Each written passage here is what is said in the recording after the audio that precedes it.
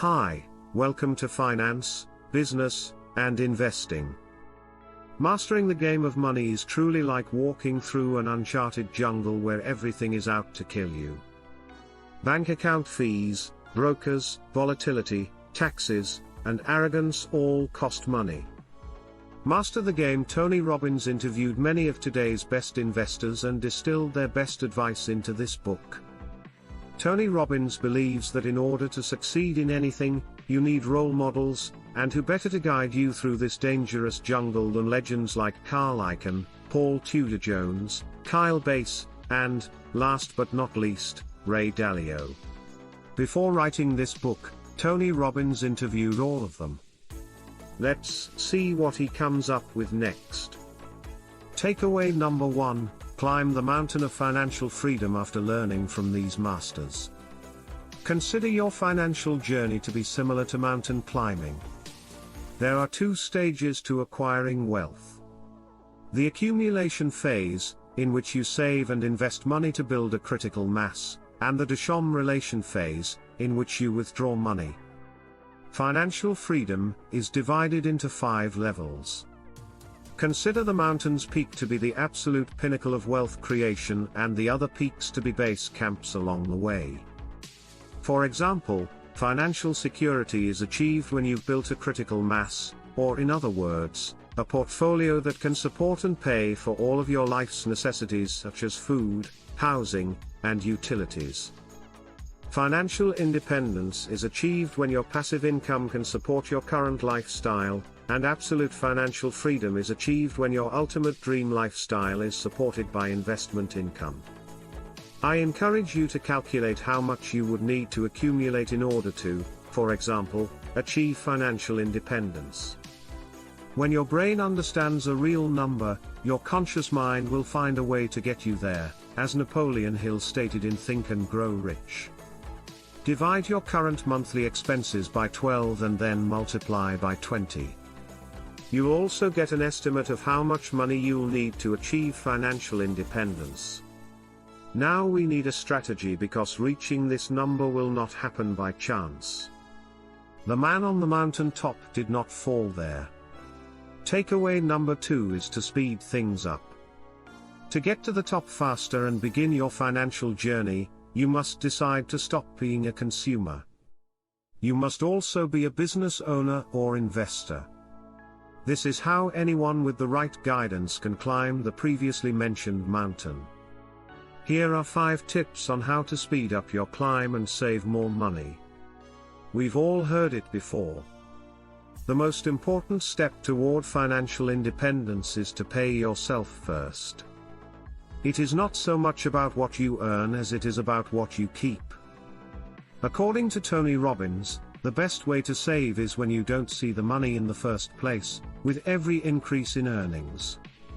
You'll never get accustomed to the extra income to earn more if you save a predetermined portion of it.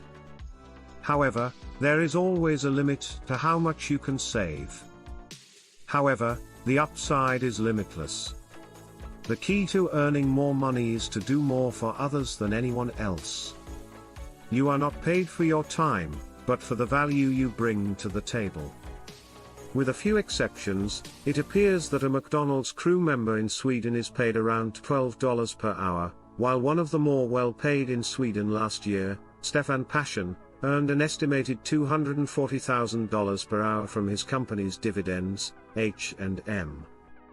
3. Reduced fees and taxes. Fees and taxes are like climbing a mountain with a huge and heavy backpack.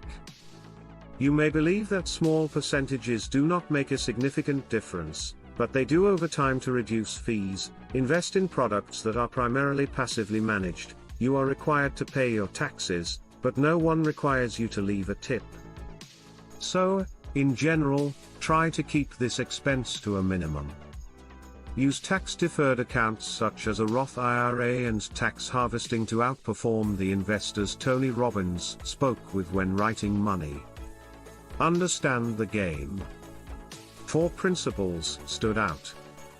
Don't be afraid to take a small risk in order to make a large profit, and never stop learning about how to get better returns.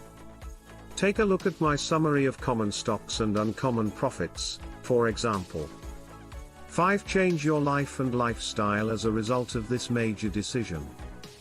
Every effort to save money is akin to being penny wise and pound foolish. It is the choice of where to live. If you are a US citizen, income taxes in different states can vary greatly, but consider how much it would cost to live in another country. According to worlddata.info, living in Sweden, for example, is 5% more expensive than in the United States. While living in the Philippines is approximately 60% cheaper, and living in India is approximately 1/3 the cost of living in the United States. No. 3. The all-season portfolio complexity is the enemy of execution, and execution wins every time. As a result, most investors require asset allocation in their portfolio. That is simple to understand as well as simple to implement, and Ray Dalio's All Seasons portfolio fulfills this requirement. It not only protects you from any potential economic environment, but it also protects you from yourself. Backtesting this portfolio between 1984 and 2013, Toney Robbins' team of analysts obtained the following results: 9.72% annual returns net of ease. In 86% of the years, I made money. In 2008, the worst drawdown was -3.93%.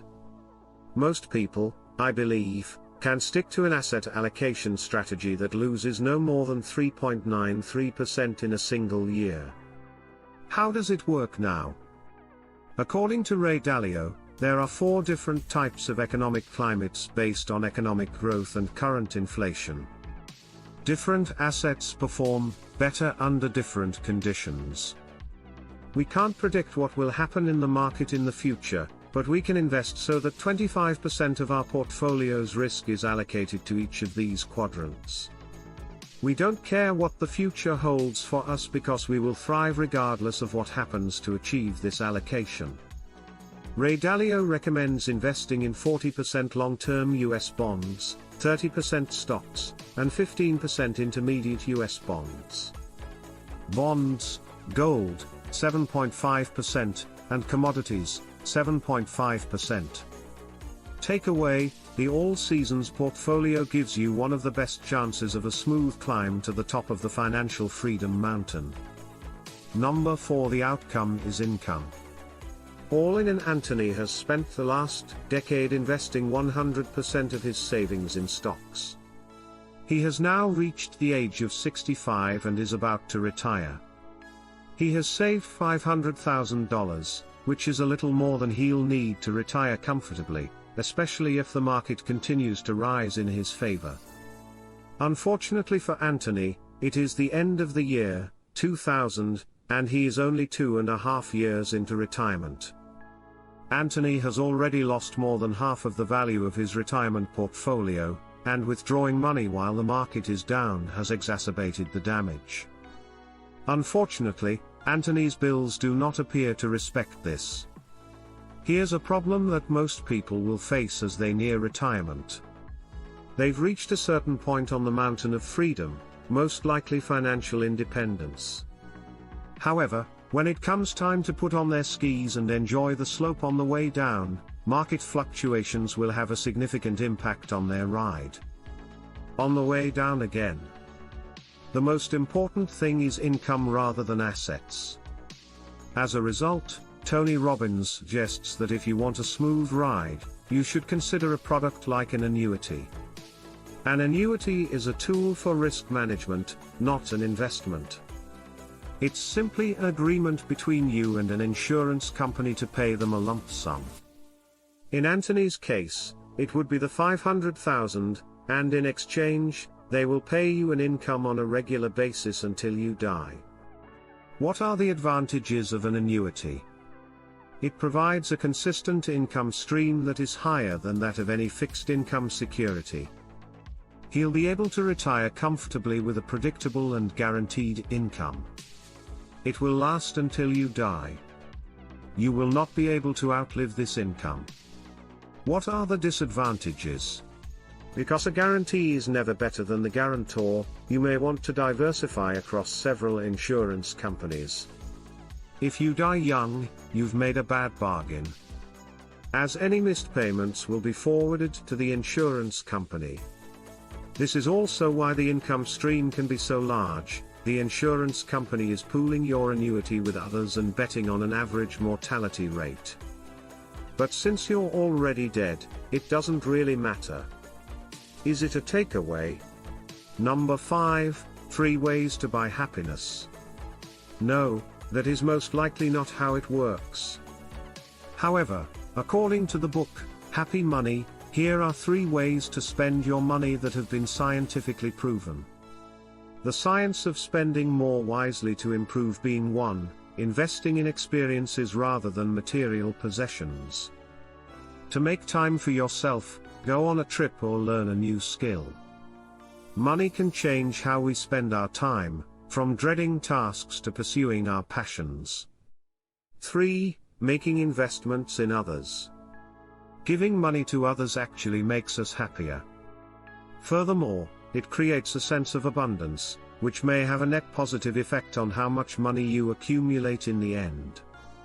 Keep in mind that it's not necessarily the amount of money that you spend that matters here, but rather how you choose to spend it. So crunch the numbers and start climbing towards your financial freedom goals, speeding up the ascent by, among other things, saving a portion of every salary increase, creating more value, and managing fees and taxes. The All Seasons portfolio will provide you with a smooth climb and ride. Money can buy happiness, but it is more about how you spend it than how much you spend. Cheers.